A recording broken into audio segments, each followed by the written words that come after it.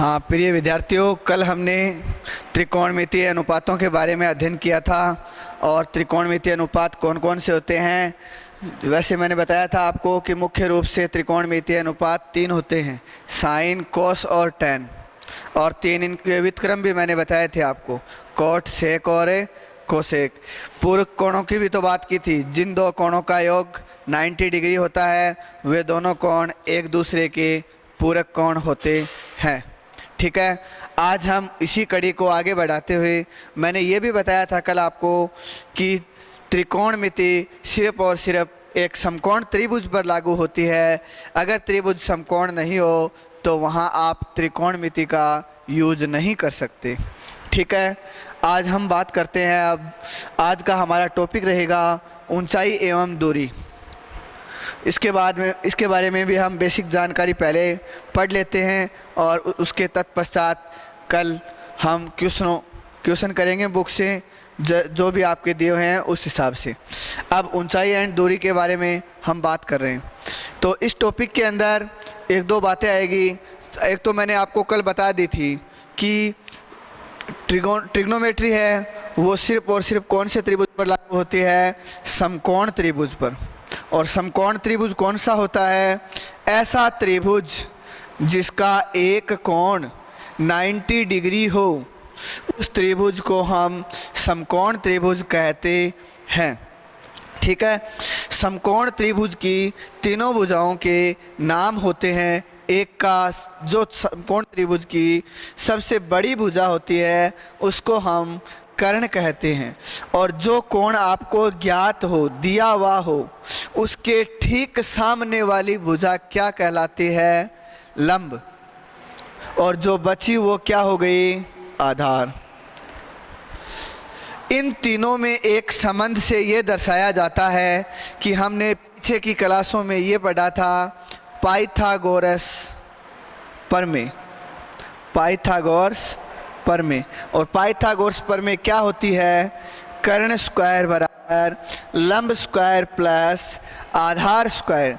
Pythagoras नाम का एक गणितज्ञ था, उसने ये बताया था कि यदि एक त्रिभुज की दो छोटी भुजाओं के वर्गों का योग तीसरी बड़ी भुजा के वर्ग के बराबर होता है तो हम उसको समकोण त्रिभुज कहते हैं।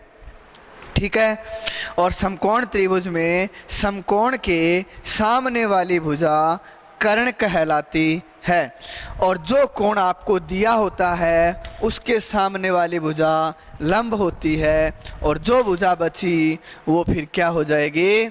आधार। कल हमने साइन कोस, टैन कोस, सेक कोसेक की बात की थी। आज मैं एक दो बातें बता रहा हूँ कि इस एक्सरसाइज के अंदर कैसे कैसे क्वेश्चन आएंगे और किस प्रकार के होंगे। इस एक्सरसाइज में एक तो नाम आएगा ओनियन कोण और एक नाम आएगा अवनमन कोण। अब ओनियन कोण क्या बला होती है और अवनमन कोण क्या बला होती है, इसके बारे में हम बात करते हैं। जब आप धरातल से एक मीनार के शिखर को देखते हो तो वो एक ओनियन कोण होगा। मतलब आप जब नीचे से ऊपर की तरफ देखो तो आपका ओनियन कोण बनेगा, और जब आप ऊपर से नीचे की तरफ देखो तब आपका अवनमन कोण बनेगा। ओनियन का मतलब आप ऊपर की तरफ देखो, अवनमन का मतलब आप नीचे की तरफ देखो। अव का मतलब होता है घटना। तो जब आप धरातल पे खड़े हो, एक बालक यहाँ पे खड़ा है, ठीक है, और यह एक मीनार है, ठीक है। ये बालक इस मीनार के शिखर को, ये मीनार है, इस मीनार के शिखर को देखता है और कहता है कि ये कोण 60 डिग्री का है। तो हम इसको इस प्रकार बोलेंगे कि एक बालक एक मीनार के शिखर को 60 डिग्री के कोण पर देखता है, तो ये 60 डिग्री का कोण ओनियन कोण है। और यही बालक अगर मीनार के शिखर से इस बिंदु को देखता तो वो कोण होता अवनमन कोण। देखो, अवनमन कोण बनाने के लिए आपको धरातल के समांतर क्या खींचनी पड़ेगी? एक रेखा, और फिर ये 60 डिग्री दर्शाना होगा। तो ये ध्यान रखना अवनमन कोण दर्शाने के लिए आपको समतल के समांतर रेखाएं खींचनी पड़ती है।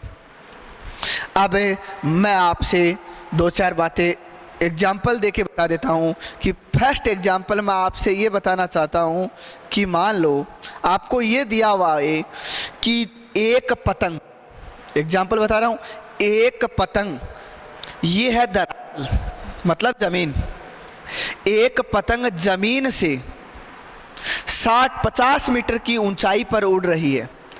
एक पतंग ज़मीन से 50 मीटर की ऊंचाई पर उड़ रही है, ठीक है। और पतंग की डोर का, पतंग की डोर ये क्या होगी, पतंग की डोर, यहाँ पतंग की डोर हमेशा तिरछी होती है, ये पतंग की डोर है, ये धरातल है, धरातल के साथ ये कोण 60 डिग्री का बनाती है। पतंग की डोर धरातल के साथ 60 डिग्री का कोण बनाती है। तो आपको क्वेश्चन ये पूछ सकता है कि आप डोर की लंबाई ज्ञात करो, आप डोर की लंबाई ज्ञात करो, आपको डोर की लंबाई निकालनी है। चलो इस त्रिभुज का नाम दे देता हूं मैं ए, बी और सी, क्योंकि धरातल और जो पतंग की सीधी ऊंचाई है वो सदैव 90 डिग्री होगी। अब बात करते हैं त्रिभुज ए बी सी में, त्रिभुज ए बी डोर की लंबाई ये होती है और ये इस त्रिभुज की सबसे बड़ी भुजा है, इसलिए हम इसको कर्ण कह सकते हैं। ये क्या कह सकते हैं, कर्ण है।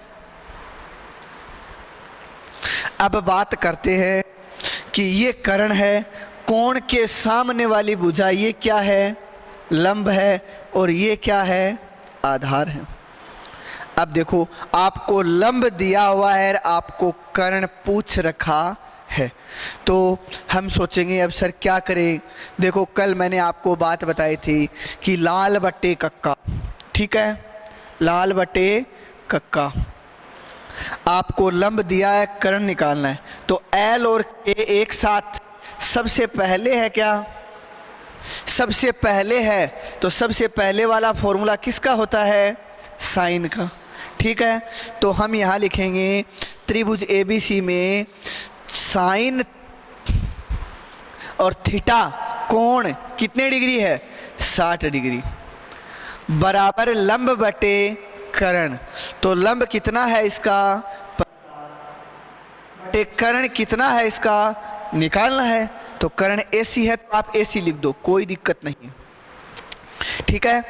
अब साइन 60 की वैल्यू, साइन 60 की वैल्यू कितनी होती है, √3/2, साइन 60 की वैल्यू √3/2 इक्वल टू 50/AC, ठीक है। अब देखो बराबर के बाद भी एक पद है, बराबर से पहले भी एक पद है, तो ये नाम आपने लास्ट ईयर क्लासों में सुना होगा, वज्र गुणा।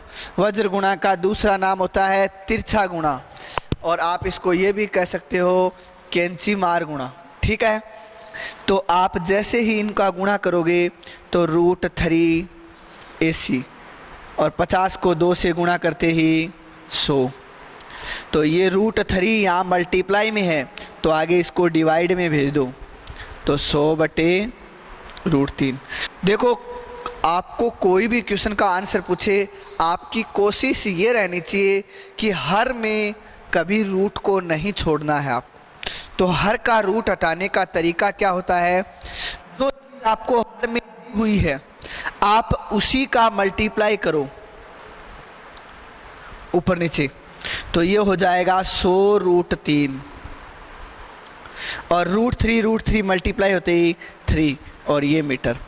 एक बात प्रिय विद्यार्थियों ध्यान ये रखना कि आपके बहुत बार काम आएगा, √3 की वैल्यू होती है 1.732, √3 का मान होता है 1.732 और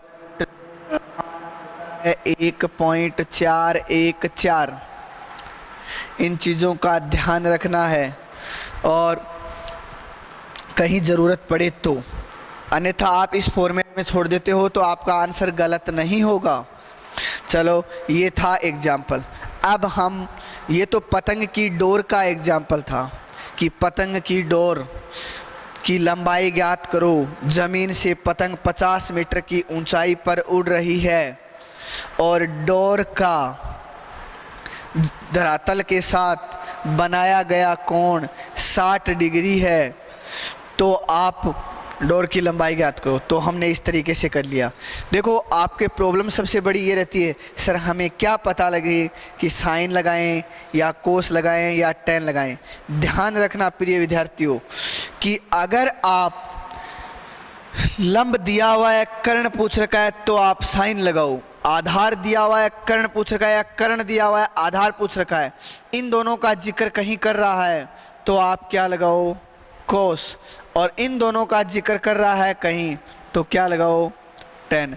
अब आपका क्वेश्चन ये होगा कि सर हम साइन कोस टेन तो ठीक है, पर जो बाकी बचे कोट सेक और कोसेक वो कब लगाएंगे? तो प्रिय विद्यार्थियों, साइन कोसेक लगाने की ज़रूरत नहीं है, वो साइन निपटा लेगा उसका काम। सेक लगाने की ज़रूरत नहीं है, कोस लेगा उसका काम, क्योंकि ये एक दूसरे के व्युत्क्रम ही होते हैं।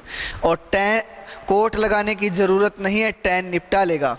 तो इसलिए इसी प्रकार आप सभी को ध्यान रखना है। और अब बात करता हूँ, मैं एक एग्जाम्पल और बताता हूँ अच्छे से, उस एग्जाम्पल पर गौर करना। देखो, एक एग्जाम्पल इस तरीके से दिया हुआ होगा कि एक पेड़, ये एक पेड़ है, ठीक है, ये एक पेड़ है ए से बी तक, ये इसका धरातल है, ये ज़मीन है, ये ज़मीन है, ये पेड़ है। आंधी आती है और आंधी आने के बाद पेड़ टूटता है। तो पेड़ टूटेगा तो ए और बी के बीच में से कहीं से भी टूटो, चाहे मान पेड़ यहाँ से टूट गया और इस बिंदु का नाम हम सी दे देते हैं। जैसे ही ये आंधी आने के कारण बीसी पार्ट टूटता है तो ये क्या होगा? धरातल पे गिरेगा और ये बीसी पार्ट टूटकर इस प्रकार गिर जाएगा। मतलब ये पार्ट टूट के यहाँ आ जाएगा और सीधी सी बात है, जो पेड़ का शिखर था वो ज़मीन पे आ जाएगा और इस बिंदु का नाम दे देते हैं हम डी। देखो, ये जो बीसी पार्ट टूटा, ये बी बिंदु कहाँ पे आके गिर गया? डी पे। तो मेरा कहने का मतलब है, जितना बीसी होगा उतना ही बीडी होगा, क्योंकि आंधी आने से पहले तो ये बीसी था, पर आंधी आने के बाद ये बीसी सीडी में कन्वर्ट हो गया। तो मैं अब एक बात लिख रहा हूं कि पेड़ टूटने के बाद जहां जमीन को छूता है वो पेड़ के आधार से 10 मीटर की दूरी पर है। पेड़ के आधार से 10 मीटर की दूरी पर है।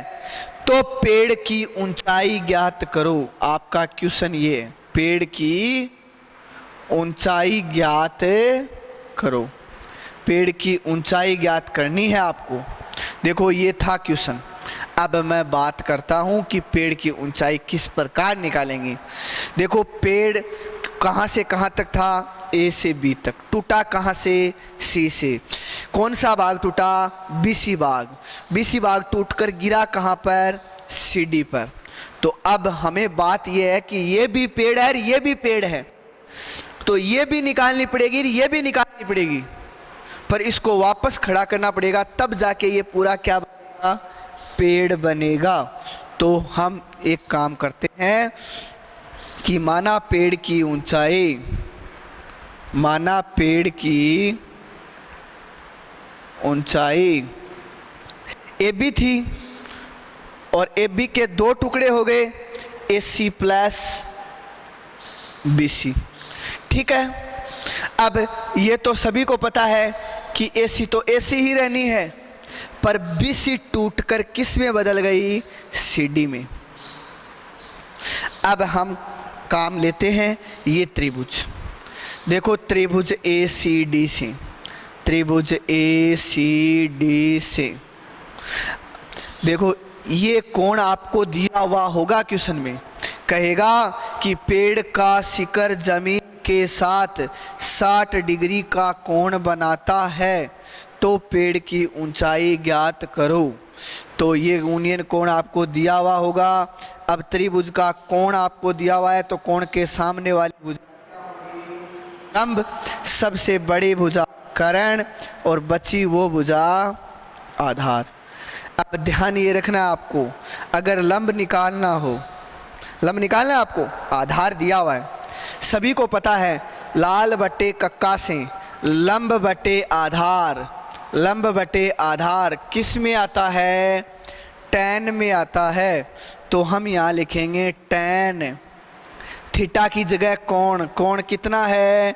60 डिग्री बराबर लंब बटे आधार।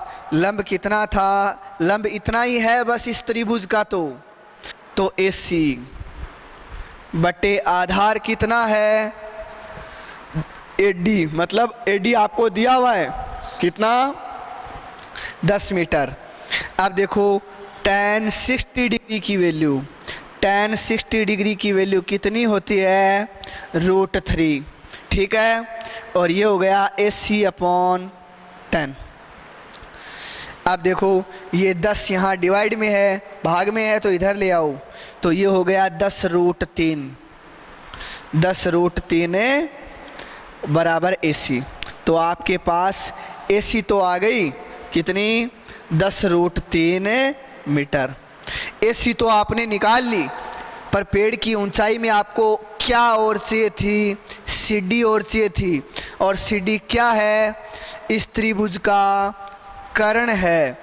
आप चाहो तो पाइथागोरस प्रमेय से निकाल सकते हो, और पाइथागोरस प्रमेय से नहीं निकालते तो चाहे साइन लगा लो और चाहे कोस लगा लो, पर मेरे हिसाब से अच्छा यही रहेगा आप पाइथागोरस प्रमेय लगा लो।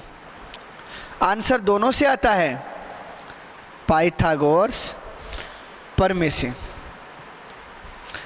पाइथागोरस प्रमेय क्या होती है? कर्ण स्क्वायर बराबर लंब स्क्वायर प्लस आधार स्क्वायर, ठीक है। कर्ण आपकी कौन सी भुजा है? CD, तो CD का स्क्वायर।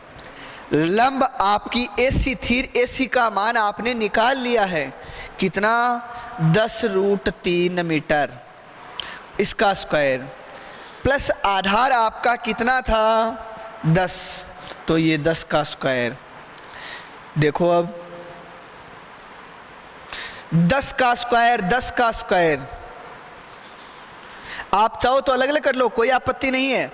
10 का स्क्वायर, 10 का स्क्वायर, दोनों में से 10 का स्क्वायर कॉमन ले लो, तो √3 का स्क्वायर 3, और यहाँ बचेगा 1। ये स्क्वायर जैसे ही हटाओगे इस पूरे पे क्या आएगा? रूट आएगा। तो CD बराबर 10 का स्क्वायर तो 10 बन जाएगा रूट होते ही, 3 + 1 4, 4 का रूट 2, तो ये कितनी आ गई? 20 मीटर। और ये कितनी आई थी? 10√3 मीटर। ये दोनों काम करने के बाद आपको नीचे लिखना है, इसलिए पेड़ की ऊंचाई, पेड़ की ऊंचाई AB बराबर AC का मान कितना था? 10√3 प्लस CD का मान कितना था? 20। देखो बहुत से बच्चे गलती करते हैं और क्या करते हैं? 20 और 10 30 और √3। ये गलत है, ये गलत है। तो क्या करें सर? देखो मैं बताता हूँ आपको, थोड़ी देर पहले मैंने शायद वहाँ लिखा हुआ ही होगा, √3 की वैल्यू बताई थी 1.732 और प्लस 20। पहले हमेशा गुणा होते हैं, पहले हमेशा गुणा होते हैं। इसमें 1.732 को 10 से गुणा करना है। देखो गुणा करना 10, 100, 1000 इनसे बहुत ज़्यादा इजी होता है। 10 में कितनी जीरो होती है? 1, तो ये 0.1 अंक आगे चला जाएगा, तो ये हो जाएगा 17.32 और प्लस 20। अब बहुत सारे बच्चे हैं क्या कर देते हैं, 17.32 में 20 जोड़ने नहीं आते, ऐसे है यहाँ लिख देते हैं 20, यहाँ नहीं लिखने, यहाँ लिखने हैं, यहाँ पॉइंट लगाओ, अब 0 0 लगा दो, तो ये हो जाएगा 2, ये हो जाएगा 3, ये हो जाएगा 7, ये हो जाएगा 3। तो आपका आंसर कितना आएगा, 37.32 मीटर। तो ये हो गई आपकी पेड़ की ऊंचाई। तो इस प्रकार हम कह सकते हैं कि हमारे पास जो पेड़ दिया हुआ था उस पेड़ की ऊंचाई 37.32 मीटर होती है। पॉइंट के बाद वाले डिजिट एक एक करके बोले जाते हैं। अगर आप इसको 37.32 बोलते हो तो ये गलत है। आपको इतना बोलना है कि 37 मीटर 32 सेंटीमीटर ऐसे बोल सकते हो, या फिर ये बोलो 37.32 मीटर। ठीक है, ये था, ऐसा क्वेश्चन आपकी बुक में है शायद। चलो अब बात करता हूँ मैं एक एग्जाम्पल और की, और वो एग्जाम्पल किस प्रकार लेते हैं और कैसे लेते हैं वो देखते हैं। कि एक मीनार जमीन पर खड़ी है। एग्जाम्पल, एक मीनार, ये जमीन, ठीक है, एक मीनार है वो जमीन पे खड़ी है। एक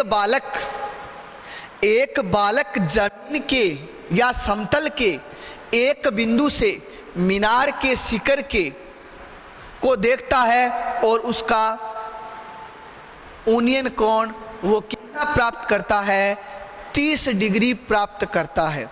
जब बालक नीचे हो, मीनार की तरफ, शिखर के तरफ देख रहा हो, तो कौन सा कोण बनेगा, ऊनियन कोण, 30 डिग्री बन रहा है। अब ये कह रहा है कि इस मीनार के शिखर पर, इस मीनार के शिखर पर एक ध्वज दंड लगाया जाता है, मतलब एक झंडा लगाया जाता है। एक क्या लगाया जाता है, ध्वज दंड, मतलब एक झंडा लगाया जाता है, एक झंडा लगाया जाता है। तब यही बालक उसी बिंदु से इस मीनार के शिखर को देखता है और उसका ऊनियन कोण 45 डिग्री हो जाता है। तो ध्वज दंड की लंबाई ज्ञात कीजिए। यदि ध्वज दंड की लंबाई ज्ञात कीजिए, यदि मीनार 20 मीटर ऊंची हो तो ध्वज दंड की लंबाई ज्ञात करो। आपको निकालनी है ये ध्वज दंड की लंबाई। चलो सर्वप्रथम आप इसका नामकरण करो, ABCD अपनी इच्छा से कर लो, कोई आपत्ति नहीं है। ठीक है, अब हम यहाँ लिखते हैं, माना ध्वज दंड की लंबाई, माना ध्वज दंड की लंबाई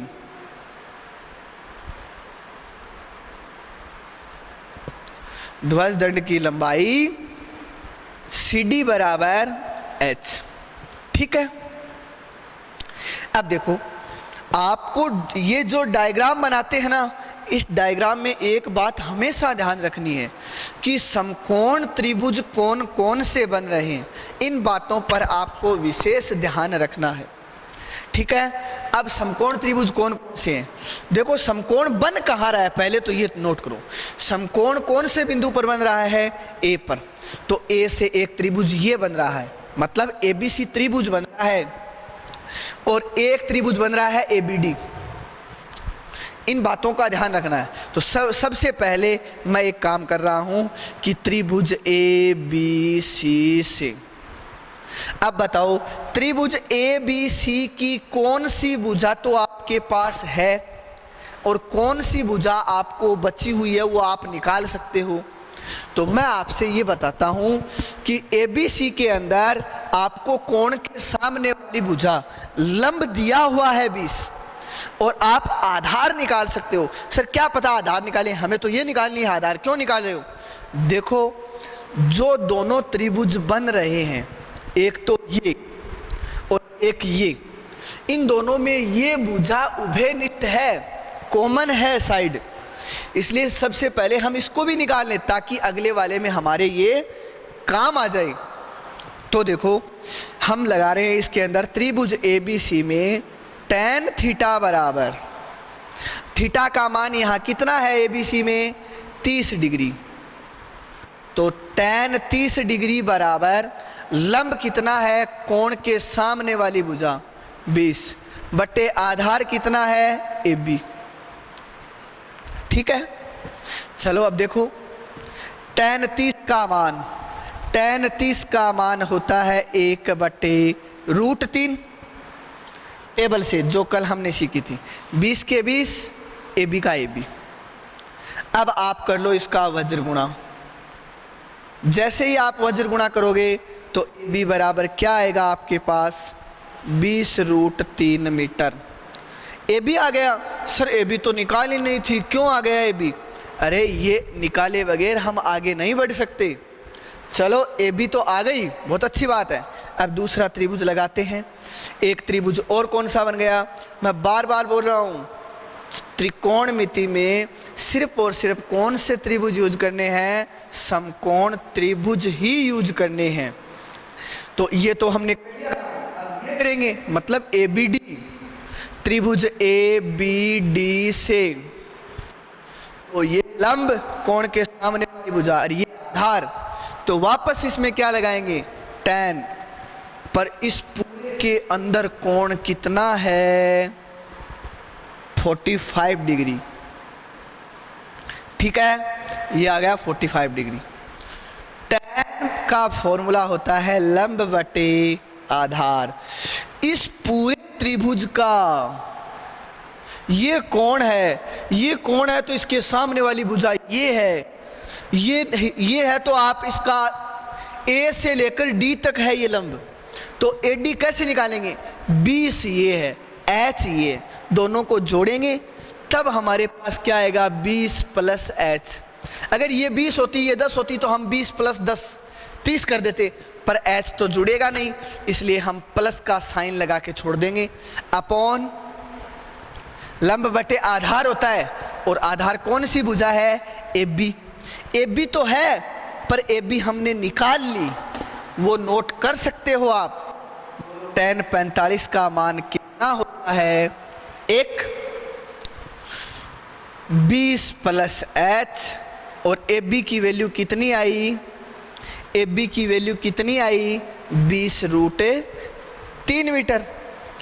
अब देखो वही वज्र गुणा करना है आपको, वही वज्र गुणा 20√3 इधर आएगा तो 1 से गुणा होगा तो 20√3 आएगा, 20 + H